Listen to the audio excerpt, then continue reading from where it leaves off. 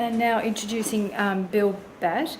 Bill is a political scientist who has made a living as a university professor, staff policy analyst on tax policy for the New York State Legislature, and has been committed in his retirement in 1992 to research and advocate Georgia's political and economic philosophy. He has been on the boards of several Georgist organisations, including the Robert Schalkenbach Foundation from 2002 to 2010, and the Centre for the Study of Economics since 1997. He is now on the Executive Committee of the International Union for Land Value Taxation, new name, the Henry George School of New York, and the Council of Georgist Organisations. Published in both scholarly journals, lay publications, and on the web, mostly searchable under William Batt or Bill Batt. He was one of the first Peace Corps volunteers in Thailand, 1962 to 1964, and remains a frequent speaker and writer on various other topics. He lives in Albany, New York. Thank you, Bill. And I'm staying at the Hotel Albany here in Rutgers. I want to seize this opportunity, since I was asked not to avail myself of it earlier, that every conference I attend, I bring along a bunch of my favorite buttons. And I've distributed them at several conferences, and you may have seen where Gary Flomenhoff passed around stuff. This button was on the cover of one of his monographs. Also, Ansem Gerris in Germany, of Green Budget Germany, has used it on the cover of his reports. And they're great icebreakers, and I think I've got enough for everybody. But the price is for me to be able to meet you. I hope, one of the purposes of conferences to network, and unfortunately, we don't have a list of the people attending or their emails or anything. We will. And it would be nice to have it now so we can, but anyway, I will give you a button if I can come up and meet you. Anyway, I thought landing slots would be a fascinating area to explore. As it turned out, it's much more difficult than what I first thought. Most of the data comes from this annual report. This is the global report, but there's also one for each continent. And this is a great source of information, and it's only been available for a few years. And I point to it just because this is an extremely valuable resource. And I start by looking at the hierarchy of airports by passenger traffic serviced. And notice, for example, that Atlanta, Hartsfield-Jackson Airport, is number one with 95 million passengers. And then there's a jump down to Beijing and so on down the line. So the 25th in rank is 40 million at Phoenix Sky Harbor. And you'll notice that the rank changes year by year, one way up or down. But that gives you a sense of what are the 25 busiest airports in the world by passenger traffic. But then if you look at cargo traffic, it totally changes. Hong Kong being at the top. And secondly, Memphis, Tennessee. Well, you know why? Because Federal Express is there. They fly in and fly out, and so on down the line. That's by cargo traffic, and you'll notice how it changes. And I don't even think that what was the rank number one was on there. But Atlanta. Yeah, Atlanta. Anyway, here's by aircraft movements. Atlanta's again at the top, O'Hare second. And you'll notice again how the changes, because they're counting aircraft movements regardless of whether it's a 767, 777, or a two-seat plane. It doesn't matter. So that's part of the problem. Now, If we look at traffic movements, let's just look at Beijing, because this is a typical example. The Delta Airlines traffic in and out of Beijing, and this is both arriving and departures. You'll notice that there's almost no traffic from 1 o'clock in the morning up till 6 o'clock in the morning. But then, starting at about 7 o'clock in the morning, there's a whole bunch of planes departing. And by midnight, you got a whole bunch of planes arriving, and after midnight. And so the total is pretty much the same throughout the daylight hours. But the point is it changes in terms of departures and landings. And that's why time slots are usually allocated by pairs. Now let's look at Shanghai. Same kind of thing.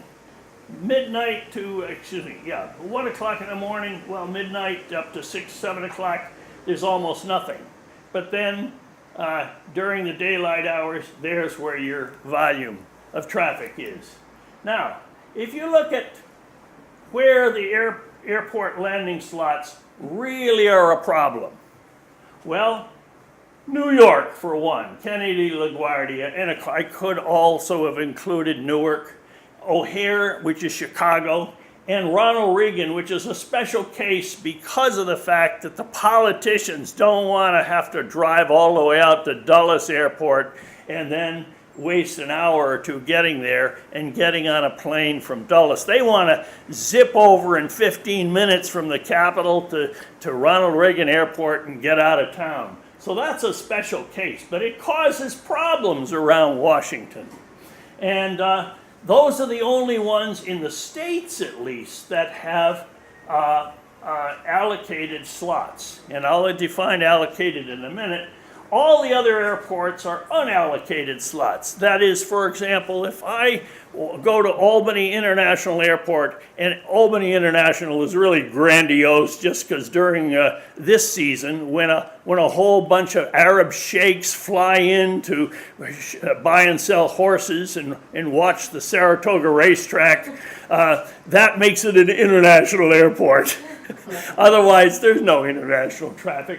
But the point is, if you want to land at Albany Airport, you radio the tower and say, hey, it's okay to fly in? And they'll say, Roger, and you fly and land. And then when you want to take off, again, you radio the tower and they'll let you go.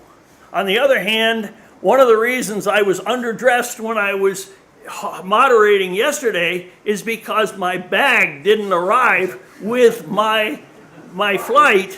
And naturally what happened, I not only had missed a flight due to inefficiencies in the allocation of time slots and all that rationing that should have been there, but also when we got to Heathrow, I had to circle around for 20 minutes. And I also even had difficulty getting out of Albany down to Dulles. So that's the kind of problems you have, and the inefficiency I'll get to is enormous. LaGuardia, which is the other airport than John F. Kennedy in New York City, has one arrival runway, 32 arrivals per hour. That's bordering on unsafe. Normally, as a rule of thumb, you say one takeoff or landing every 3 minutes. And there is a problem. Now, the airlines control their own gates, and they also are charged on the basis of how they use the runway, which I'll get to in a minute. But in terms of allocation of the time slots, that's an interesting question. That's the issue. But remember what John Locke said a couple of 100 years ago, 300 years ago. No man but he can have a right to what is that once joined to, at least where there is enough and is good, left in common for others. Well, there's nothing left in common on those crowded airports, including the airports in London and around London. These are the ones that, one of them is Gatwick, Stanford. Anyway, Stanwick. I can't hear you. Stansted, okay. Manchester, anyway, you know them all, and I've got them written on my cheat sheet, but it doesn't show on the bottom of that. Anyway, you can see the problem here. The flights are coming in from all over, and some of them are largely business flights going just to Europe or wherever. But it's a huge problem here in London. Now, it's been proposed that we can solve the problem either by expanding a couple of the airport runways or actually building another runway out in Luton Airport, which I understand is about 40 miles, 60 kilometers north of central London. But it's a big snit, and I don't know what's going to happen. But that's an option. Now, here, if London were to solve its problems, here's the problem right now. We've got overcapacity in several instances. You notice that there's 15 pairs of arrivals and departures at certain times, and other times, naturally, at midnight, there's almost none. But if we were to actually expand, say, that second runway at Luton Airport, we could accommodate up to 25 pairs of takes off and landings. But that's the difference. That's just one solution that is being proposed for London, because London has a big problem. It turns out, as you may know better than I do, that Mayor Kenneth Livingstone had proposed that we actually auction the landing slots, which I'll get to, but it didn't get over. That would have been the Georgia solution, and I suspect that our Dave Wetzel might have had a hand in that. Anyway, here's just another instance. This is the case of Sydney, Australia.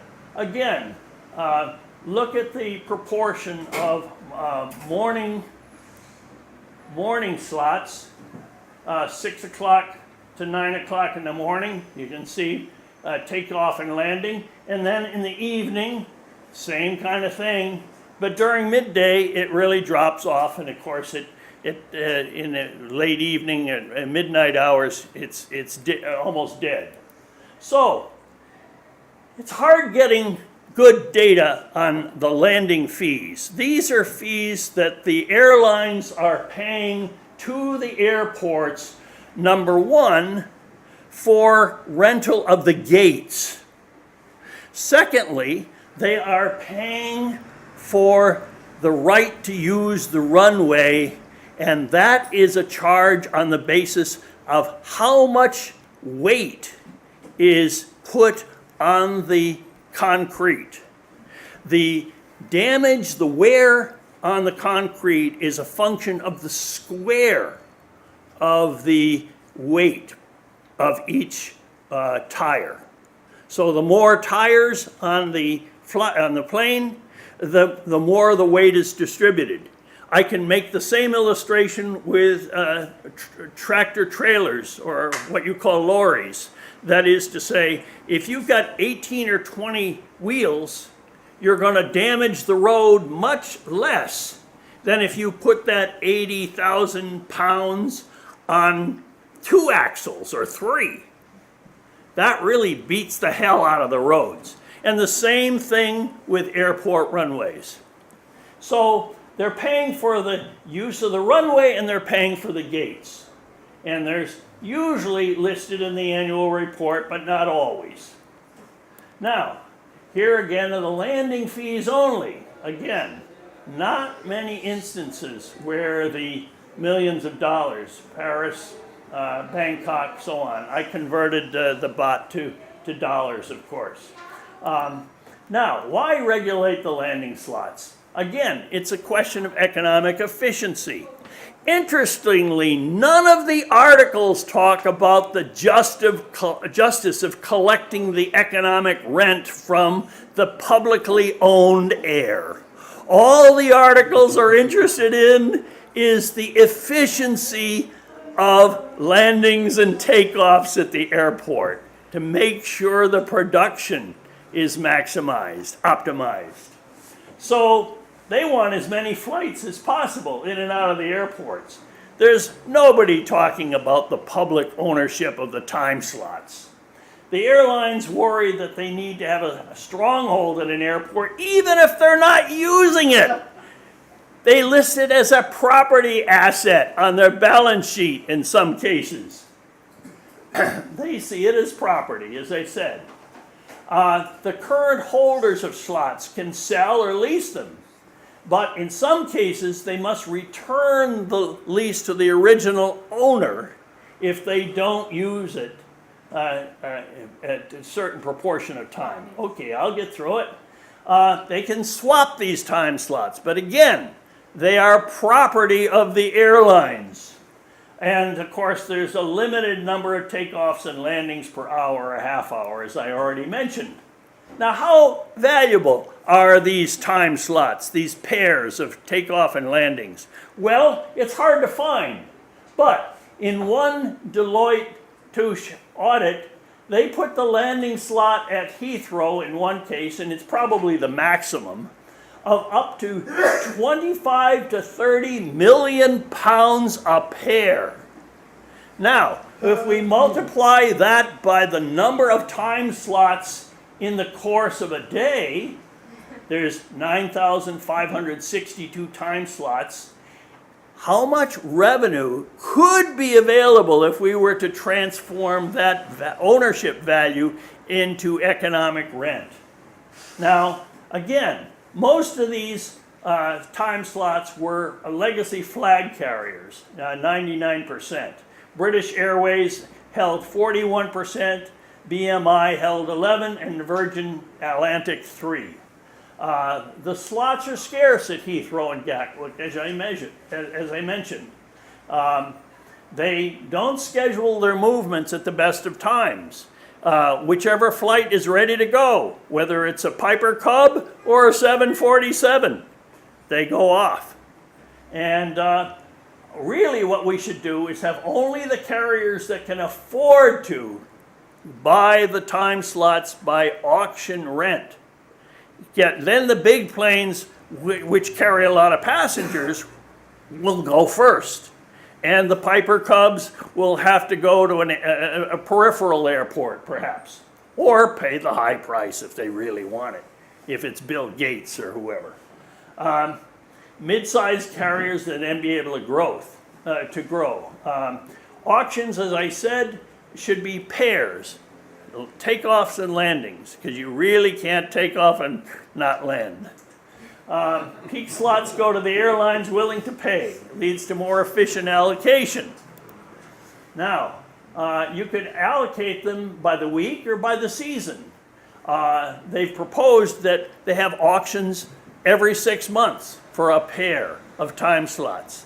Now, the airlines are strongly resistant to this. Some of the airports would like it, as did Heathrow under Mayor Kenneth Livingstone.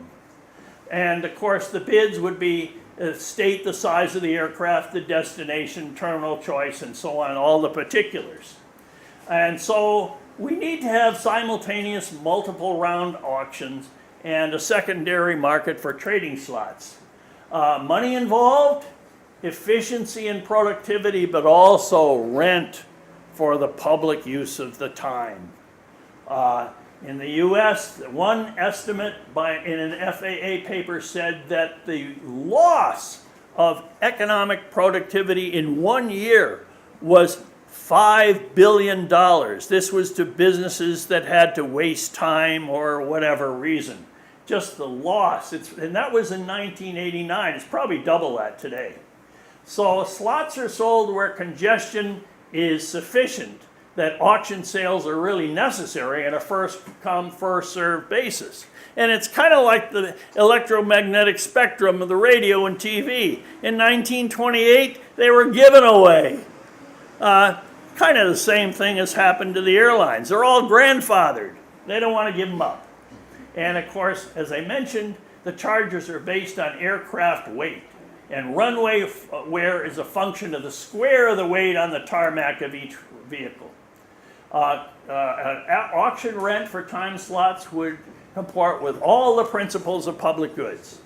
Airport time slots auctions would be efficient, non-distortionary, administratively simpler, easily understandable, and even progressive.